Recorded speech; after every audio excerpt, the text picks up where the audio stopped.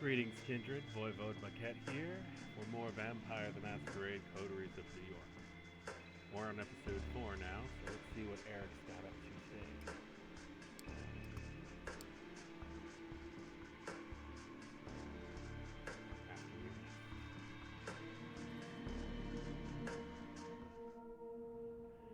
Once more, darkness falls upon the city. Okay, that just kinda... Once more, darkness falls upon the city. You wake up, same as you have these last few nights, in a windowless room. As you pry open the reinforced door, you look out the window to see, invariably, a sky bereft of sunlight. And then, it hits you. The hunger.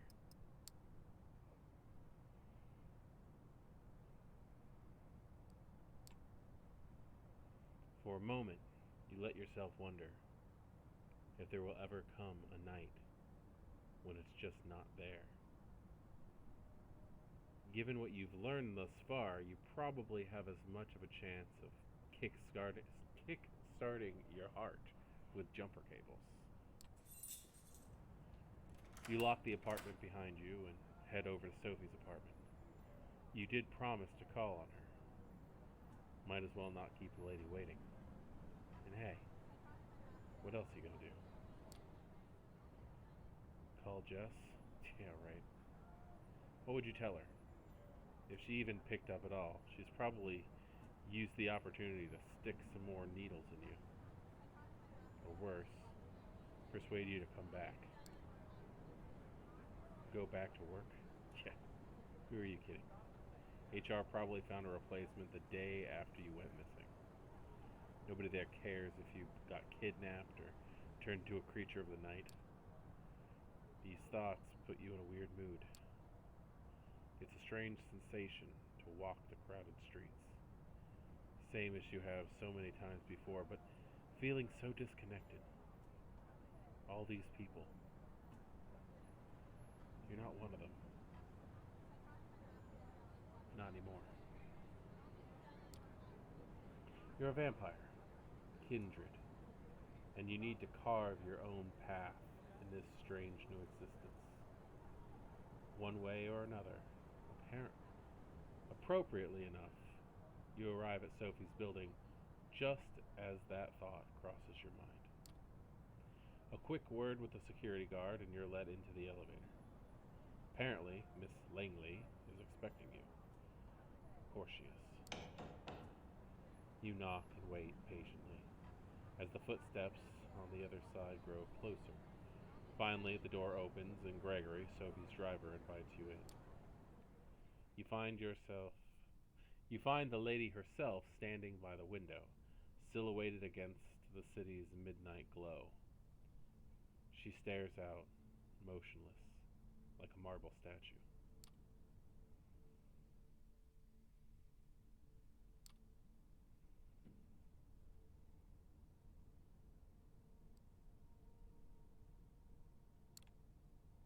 Good evening, Sophie.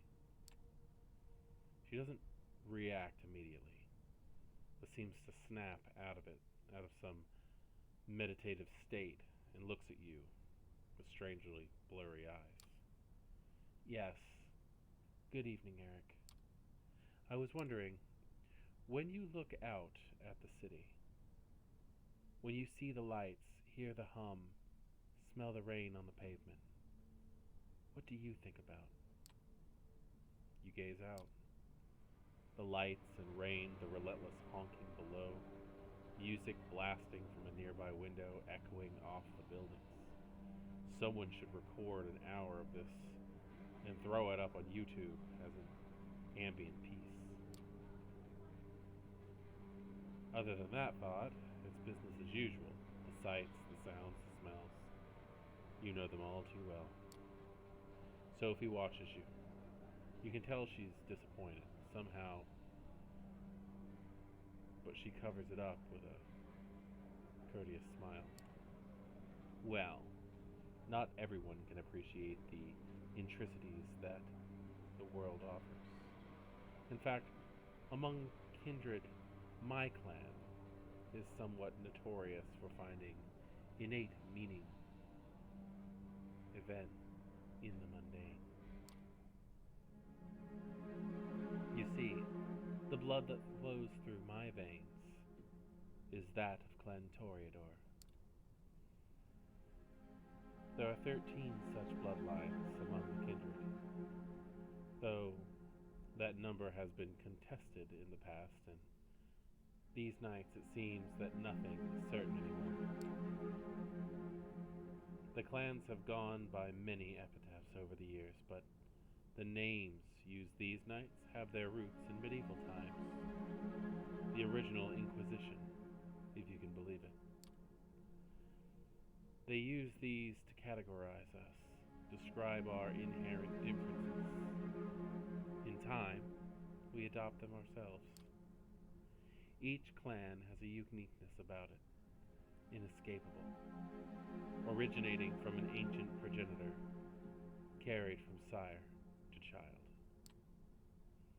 For the Toreador, the gift lies in the sensitivities of sorts. We're uniquely attuned to beauty and ugliness both. We can see either where most cannot.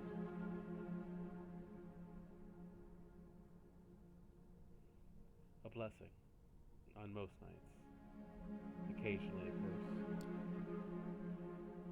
The sheriff is of my clan as well, although you'd be hard-pressed to see him as such. Poor Kadir. It breaks my heart to see him in this state.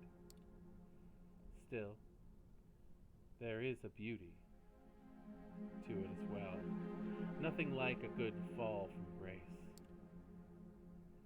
Try as she might to act playful, you can tell she genuinely cares. She lets her gaze wander for a brief moment, but is quick to regain her composure. Then, there are the Ventru, known for their prude and proclivity, and a proclivity to rule over others. The prince represents that clan, as is quite common in our society around the globe. Where the blue bloods think of themselves as rulers, the Brujah like to see themselves as preeminent revolutionaries. They call for universal rebellion while being slaves to their own temper. We don't discuss the rabble much anymore. Not after they've largely broken off with the Camarilla. To think they were philosophers once, long ago. I hope to tell you more about some of the other bloodlines tonight.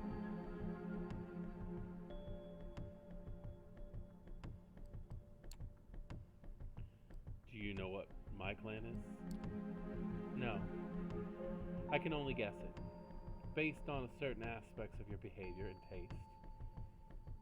You will need to come to your own conclusion and seek validation from your clanmates, if you require such a thing. As you will no doubt learn, some kindred fit these stereotypes more than others. The blood is hard to deny, though there are certainly those who try. But that is perhaps a subject for another time. I invited you here for a reason. There's something I wanted to speak to you about. It's customary in our society, especially among young kindred, to organize in coteries. Sometimes these are called by the prince themselves or mandated by a fledgling sire. In our case, you may treat it more of a strong recommendation. I want you to seek out companions, not only because you need to learn more about our society, but also because it is useful. True friendships are rare among kindred, but having allies, even temporary ones, is something of a necessity these nights. We might be selfish creatures, but we are drawn to each other nonetheless.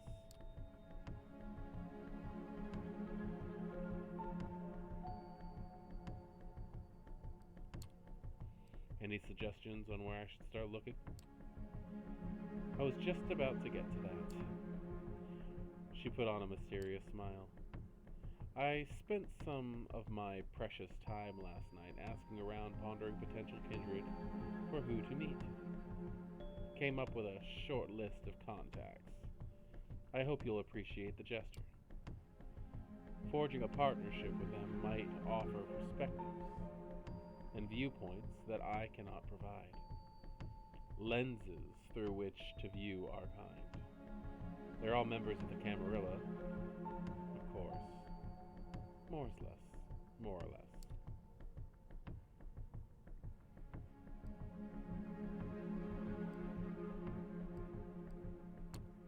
Thanks, I guess. I know this might feel awkward, but trust me, it's the easiest way. You'll find you still have much to learn, and it's best if you have many tutors. So, let's start with the Tremere. They're a powerful clan. Disliked by many, but feared and respected by many more. They have been an important pillar of the Camarilla since the very beginning. They're blood sorcerers. You look at Sophie, a hint of disbelief. Blood sorcerers. Pretty sure Mark from QA used to brag about having a level 70 blood sorcerer. However, you don't think he meant magical vampires. Sophie snickers. Oh, child. Don't be caught with that look on your face when you meet a warlock in person. They really are adept at using VtM, their own as well as others, to unique and potent effects. Since they are quite rigid in their hierarchy, the kindred I have in mind for you to meet needs some persuading. His name is Agathon. From what I hear, he's quite the scholar, very ambitious, the child of a noted Tremere here in New York, Aisling Sternbridge. Spend enough time with Agathon, and I'm sure you'll run into her sooner or later.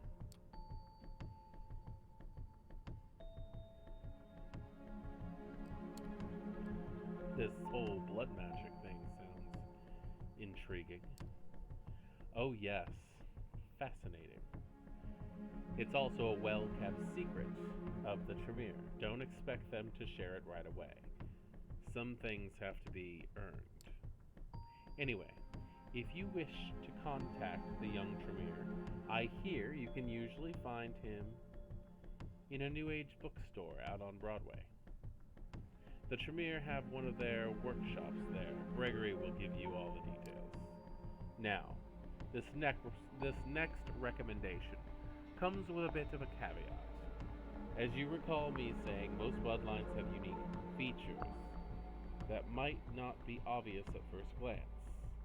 Well, there is one clan whose members wear their curse on their sleeve.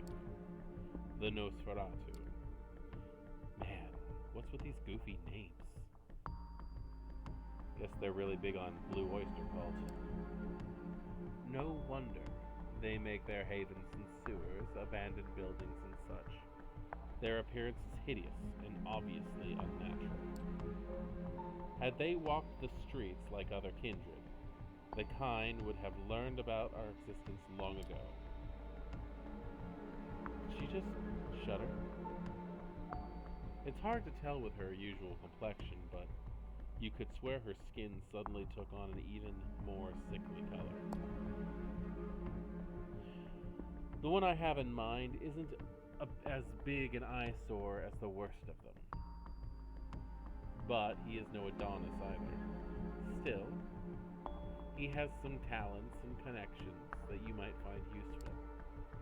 His name is D'Angelo, and he has an office, for lack of a better term, in the otherwise abandoned grain terminal in Red Hook.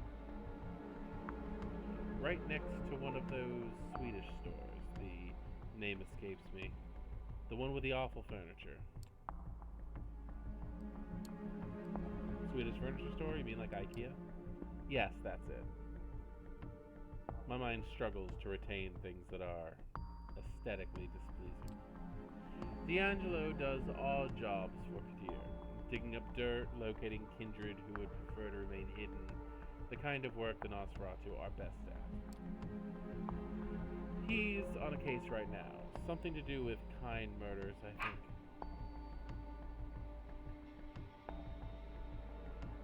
After your initial brush with our dear sheriff, I think it would be wise to show some goodwill towards his agenda. Assisting D'Angelo with his investigation might just be the thing. She takes a brief pause and looks out the window again. Now, come the two more exotic proposals. Exotic. As if the blood mage and the vampire detective were on business as usual. You may have heard about the clan Gangrel before. They are a wild clan, in touch with their beasts. In a way others might not dare to attempt. They mostly keep out of big cities, but there are exceptions. Nominally, they haven't been part of the Camarilla for over 2 decades, but the one kindred I would like you to meet has strong, shall we say, familial ties to the sect. Her name is Tamika. Her sire, Jezebel, was instrumental during the Battle of New York back in 1999. The very same battle that cemented the city as our Camarilla domain. Sadly, her achievements have gone largely unrecognized. Tamika and the other number of her siblings still reside in the domain they were awarded after the battle, Prospect Park. Jezebel herself left the city some years ago, fed up with being underappreciated.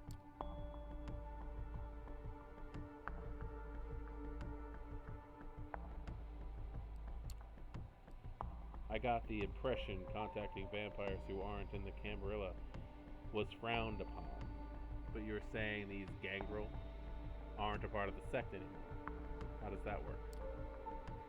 It's not as clear cut.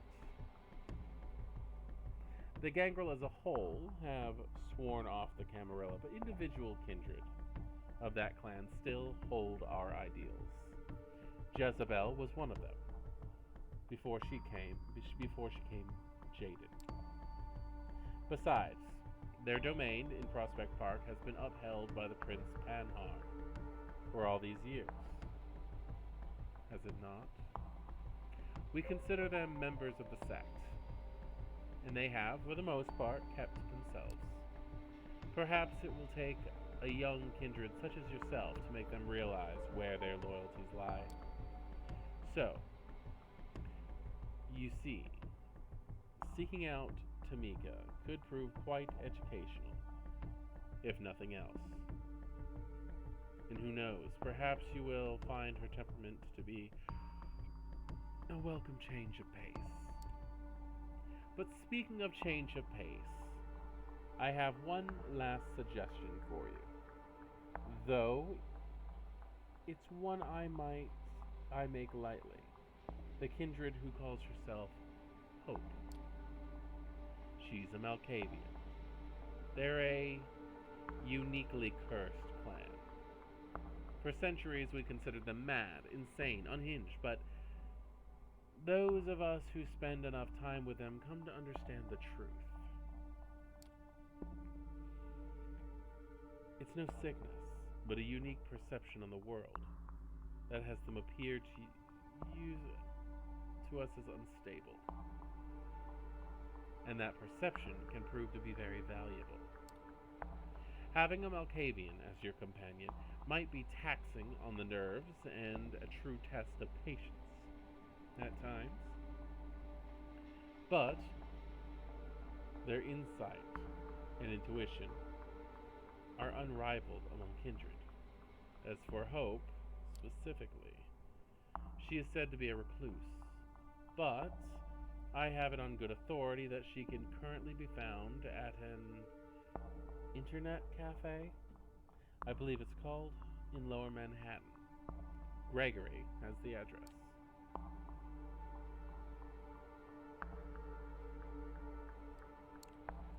An internet cafe? Really? How quaint. I really wouldn't know. But since you brought it up, be aware the Camarilla is highly critical of use of the internet for communication.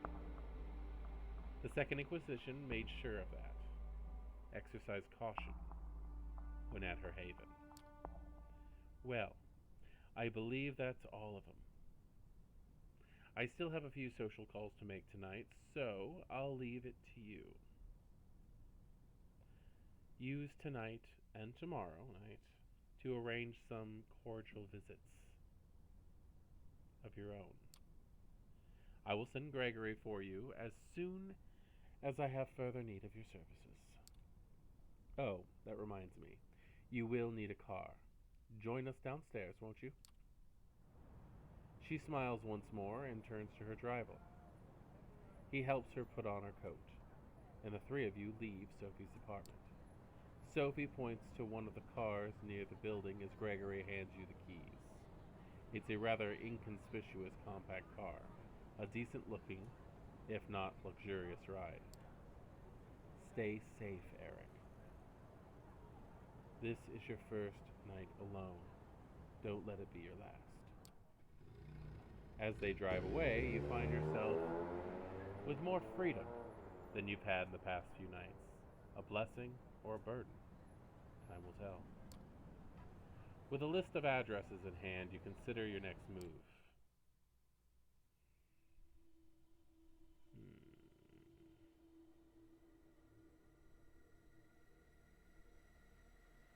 Let's see, why don't we just start in the south and work our way north?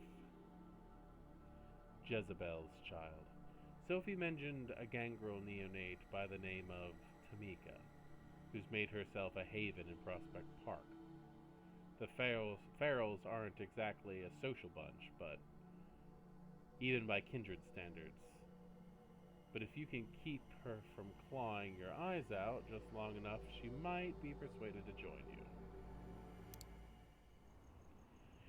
You make your way through the Grand Army Plaza, passing the soldiers and sailors Memorial Arc. You can't help but feel a tinge of nostalgia as you picture the place that you've seen countless times in broad daylight, teeming with life. You quickly get over it and pass through the northwest gate into Prospect Park. The park is its usual maze of unkempt foliage in dimly lit alleys.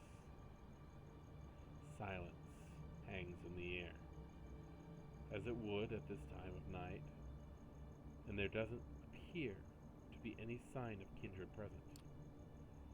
You start to suspect Langley's sources fed her a bunch of bullshit, but you're not willing to give up just yet.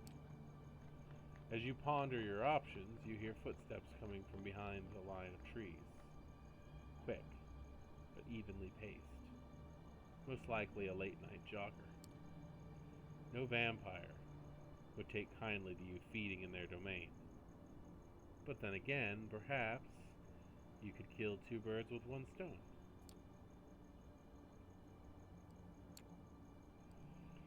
You lock onto the sound of the footsteps, predicating the runner's path, predicting the runner's path. You move swiftly, but quickly, to intercept them. You hide behind a tree and wait for your prey to get closer. Mere seconds later, a young man in off-brand tracksuit trots into view. You notice the buds in his ears, beat-heavy music bleeding through. That should make things easier.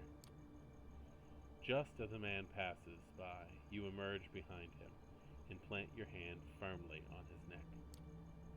He struggles at first, desperately trying to break free of your grasp, but as soon as your fangs pierce the skin, panic gives way to peaceful submission. You feel elated as the warm Liquid trickles down your throat. The fresh vitae washes over your senses, sending an orgasmic shiver along your spine. Somewhere in the deepest, darkest crevices of your mind, the beast stirs in its slumber. You stop feeding, just in time, your hunger satiated, the beast fast asleep. You sit the dazed victim on a nearby bench. As the world comes back into focus, you suddenly realize that something is not right. In a split second, the air by the side of your head swirls like a vortex. Driven by sheer instinct, you lean back just as five-fingered shaped razors cut through the darkness, missing your face by inches. A clawed shadow jumped back a few paces, preparing to correct its mistake. You catch a glimpse of the assailant. Looks pretty animalistic, alright. But he's not the one you're looking for. For starters, it's a he. Just as he's about to lunge at you, a snarl resounds from the bushes nearby, stopping your foe in their tracks. Out of the shadows emerges a young woman, baring her teeth ever so slightly. She walks over calmly, her eyes fixed on your assailant. Her presence is enough to make him reconsider attacking you, but not to withdraw completely. He glances over to her, puffing up his chest. Stay out of it, Tam. I smell them first. Tam, how about that? She raises an eyebrow, but remains silent. Her compatriot turns back towards you. You shouldn't have come here, pretty boy. I'm gonna fuck you up so bad, you'll be wearing your tongue as a fucking necktie.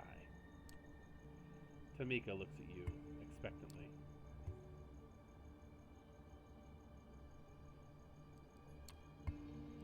Easy there, big shot. You've made your point, okay? Confirmed badass. I'm not looking for a fight. Tamika tilts her head in a way that's barely noticeable, and yet strangely expressive. She seems disappointed. The man loosens up, his lips twisting into a wry smile.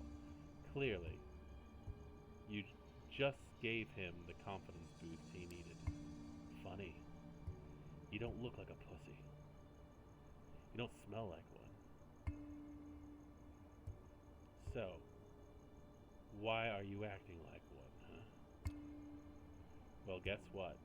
You ain't getting off that easy, chicken shit. A fierce growl echoes across the alley, stopping the savage in his tracks. Tamika walks over to her comrade, her fangs glistening in the dim lamplight. She put her hand on the side of his head, caressing his hair and tugging at his ear, as if she was scalding a puppy. She leans over and speaks in a voice that's firm yet oddly affectionate. It's okay, Raoul. I'll handle it from here. The male gangrel looks at her with a mix of timidity and resentment. Then, he turns back towards you. Fine. You're not worth the effort anyway. Having said his piece, Raoul retreats into the shadows. Although, if you were to guess, he's likely to stay within earshot. With her companion gone, Tamika turns to you once more. What do you want?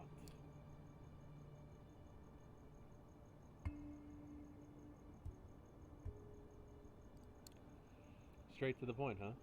I like that. I don't care what you like. Now quit stalling. You have something to say. Say it.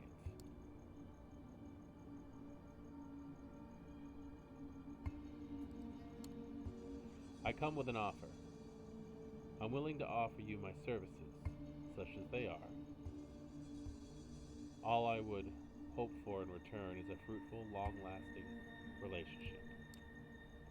So, you want to help me with something because you want to be my friend? That about right?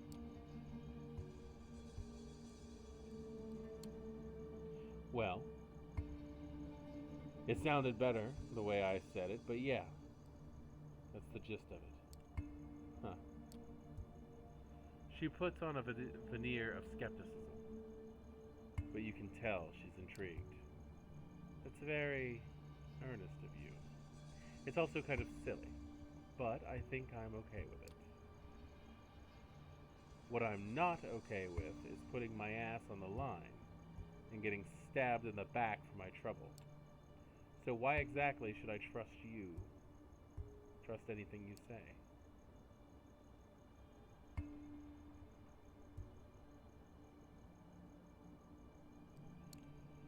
I don't expect you to. Not yet, anyway. Good. Because my trust is earned, not given. Then let me earn it. A few nights of your time, that's all I ask. For a brief moment, she stands there motionless, looking straight into your eyes, as if trying to size you up. Finally, she looks away. It looks like she's come to a decision. Just so we're clear, I don't trust you. I have no reason to. Frankly, you sound more lost than I am. Still, you have the earnest look about you. Naive almost. I can tell you believe what you're saying. So, I'll give you a chance to prove yourself. I have some outstanding business to take care of. I'll let you know once that's done. Meet me here, and we'll see what you're really made of. And with that, Tamika disappears into the night. That went pretty well, all things considered.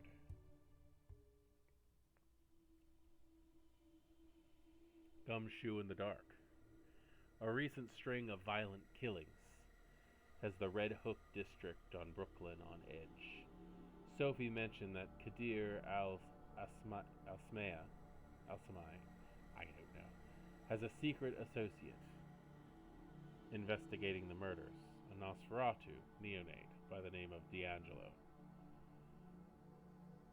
If you help him out, he might be persuaded to form a lasting partnership.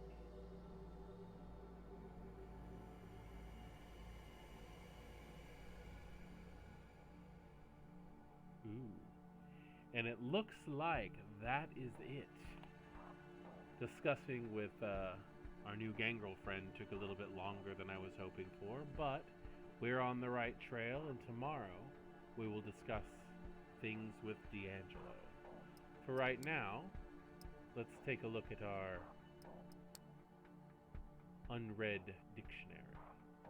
Clan, a bloodline of vampires who shares common characteristics passed on through the blood from sire to child. There are 13 known clans, all of which were reportedly founded by members of the third generation. Clan Toreador. Many Toreador emerge from the ranks of accomplished artists, both new and faded. But not all artists need to wield a brush. To the Toreador, art encompasses all forms of entertainment and stimulation. The Clan of the Rose courts the greatest actors, singers, writers, dancers, and even sex workers, if the degenerates believe such mortals will offer something new to their clan.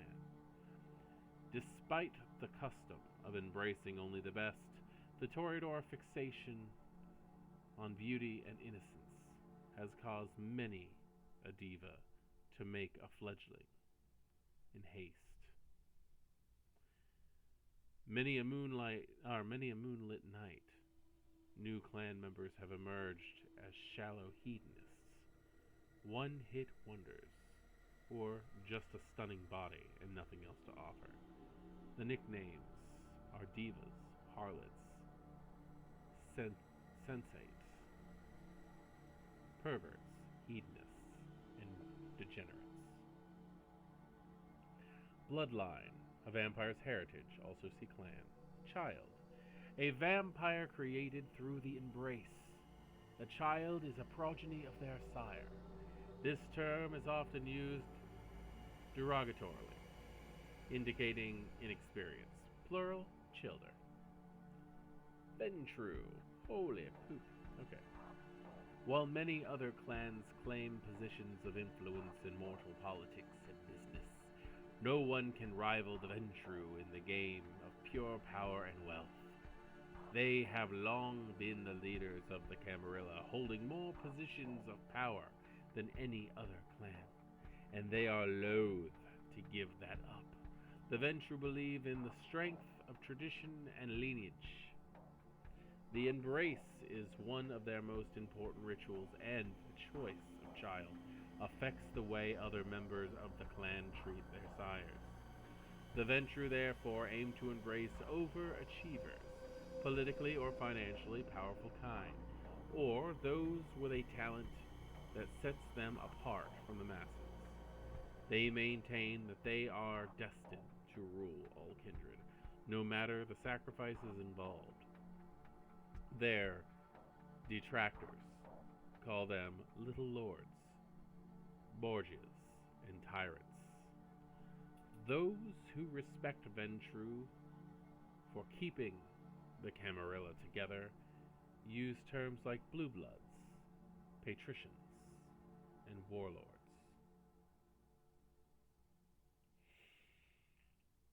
Clan Brujah have always embraced from the ranks of those sympathetic to counterculture and revolution.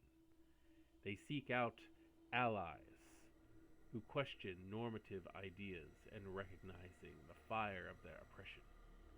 They gravitate towards the underdog, common perception, place punks. Gang members, maladjusted immigrants, rejected by the society that should protect them, and placard carrying and Molotov wielding rioters. Among the Brujah, while the above is sometimes true, the clan adheres to no single ideology, and their desire for dissent reaches as deep as the frowster ripping off his own company. The lawyer representing the poor pro bono, the neo-Nazi claiming to be alt-right, and the basement-dwelling downloading thousands of movies illegally for distribution on streaming sites. Fledglings embraced to fight and protect are commonly referred to as rabbles. Punks and rabble. A hermetic mage in 8th century Romania, Tremere, was the leader of a cabal of magic users rightfully feared for their obsession with knowledge and power. Unwilling to accept his own mortality, Tremere cast his eyes on the hallowed secrets of immortality. In his greed, the mage instigated the most terrifying magical experiments ever conducted, damning himself and his followers to a hell of their own making.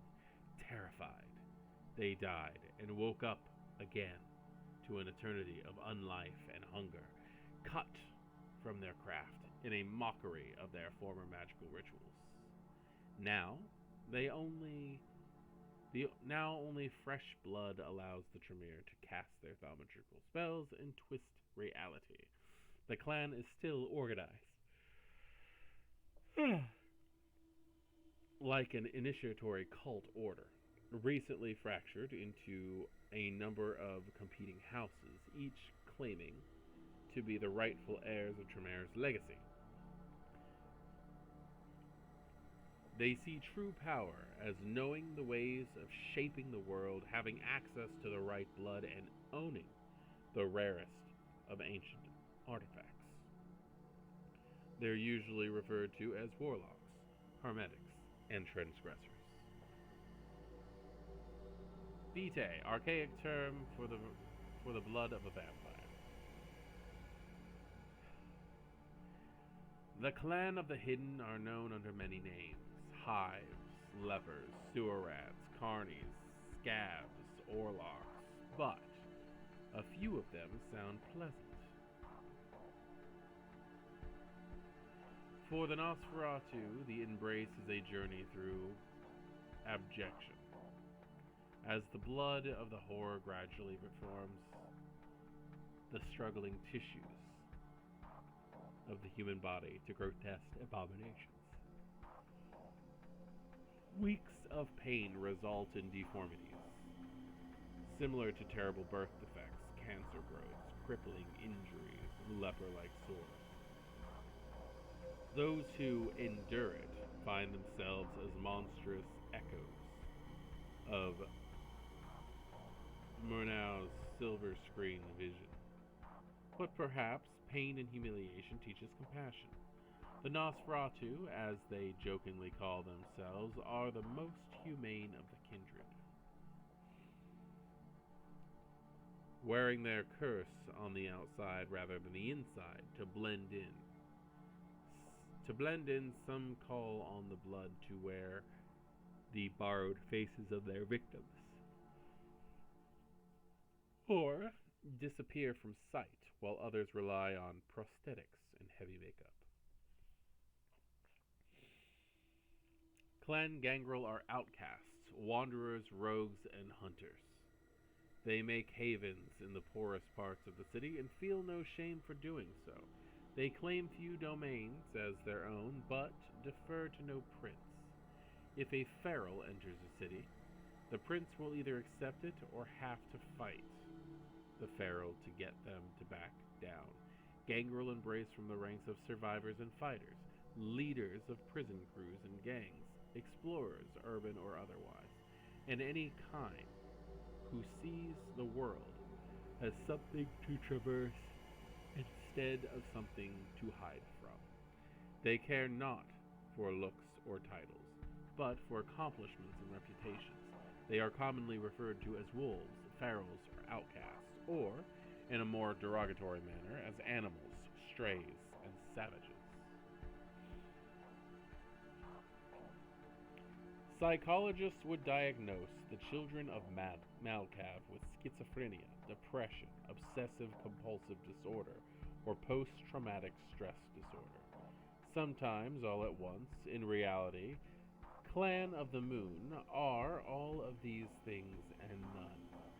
Like the wise madmen of poetry, their derangements stem from seeing too much of the world at once, from understanding too deeply and feeling emotions that are too strong to bear. They self-medicate with blood. But that is just a temporary solution.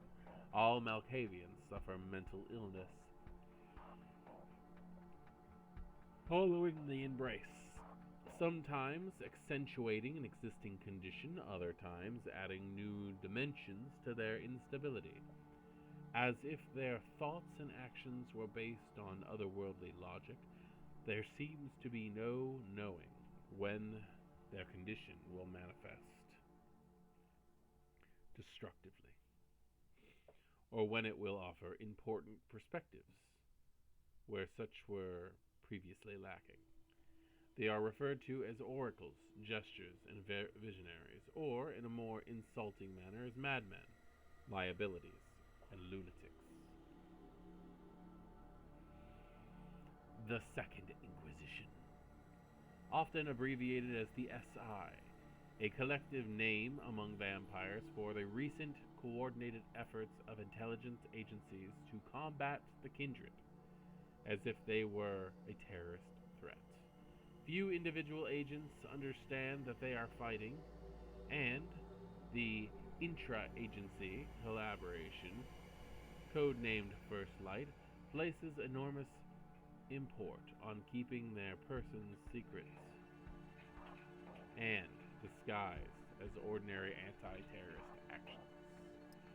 Well, that was a rather short little ride for such a... or that was a rather long ride for such a short... collective, for such a short interactions. So, I do believe that this is where we are going to leave off, as I said. Thank you for joining me. Please like if you are enjoying this. Subscribe if you wish to hear more, and share if you know anybody who might enjoy this also. So, thank you for joining me. Good evening.